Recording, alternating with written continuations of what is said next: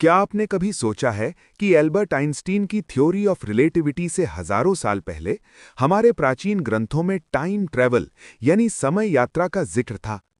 जी हां, हिंदू धर्म के पुराणों में राजा रैवत ककुदमी की कहानी इसका सबसे बड़ा सबूत है। जब वो ब्रह्मा जी से मिलने ब्रह्मलोक गए तो उनके लिए केवल कुछ पल ही बीते थे, लेकिन जब वे धरती पर लौटे तो कई युग बीत चुके थे। आखिर क्या है हिंदू धर्म में टाइम डायलेशन का ये प्राचीन रहस्य? क्या सच में हमारे पूर्वज समय यात्रा करना जानते थे? इस रहस्य से पर्दा उठाने के लिए वीडियो को अंत तक जरूर देखें। दोस्तों, अगर मैं आपसे कहूं कि टाइम ट्रैवल यानी समय यात्रा का कॉन्सेप्ट हॉलीवुड की फिल्मों या एल्बर्ट आइंस्टीन की थ्योरी से नहीं, बल्कि हमारे सनातन धर्म के वेदों और पुराणों से आया है, तो क्या आप मानेंगे?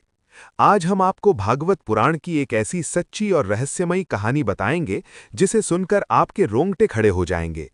ये कहानी है सतयुग के एक महान राजा ककुदमी और उनकी अत्यंत सुंदर और सर्वगुण संपन्न पुत्री रेवती की। रेवती इतनी लंबी और गुणवान थीं कि राजा ककुदमी को पृथ्वी पर उनके लायक कोई वर यानी दूल्हा नहीं मिल रहा था।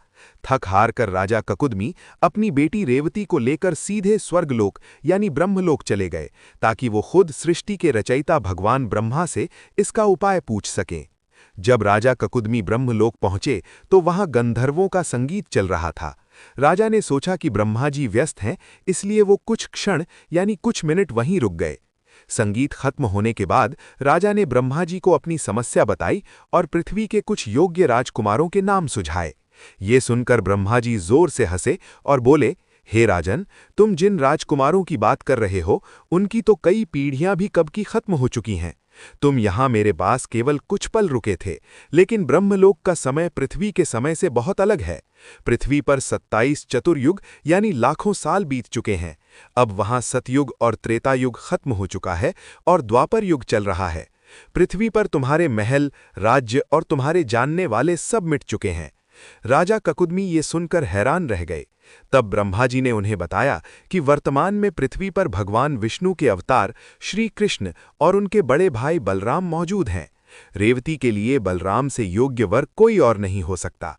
इसके बाद राजा ककुदमी और रेवती पृथ्वी पर वापस आए। उन्होंने देखा कि समय के साथ पृथ्वी के लोग कद में बहुत छोटे हो गए हैं। तब बलराम जी ने अपने हल से रेवती को स्पर्श किया, जिससे उनका कद द्वापर युग के लोगों के समान हो गया और फिर दोनों का विवाह संपन्न हुआ। दोस्तों, आधुनिक विज्ञान में इसे टाइम डायलेशन यानी समय का फैलाव कहा जाता है। एल्बर्ट आइंस्टीन की थ्योरी ऑफ रिलेटिविटी भी यही कहती है कि गुरुत्वाकर्षण यानी ग्रेविटी और गति के कारण समय अलग-अलग जगहों पर अलग-अलग गति से चलता है। जो बात आज के वैज्ञानिक अरबों डॉलर खर्च करके खोज रहे हैं, वो हमारे सनातन धर्म के ग्रंथों में हजारों साल पहले ही लिख दी गई थी। अगर आपको सनातन धर्म के इस अद्भुत वैज्ञानिक ज्ञान पर गर्व है, तो कमेंट्स में जय श्री कृष्णा या जय सनातन धर्म जरूर लिखें। वीडियो को लाइक करें और हमारे चैनल को सब्सक्राइब करें।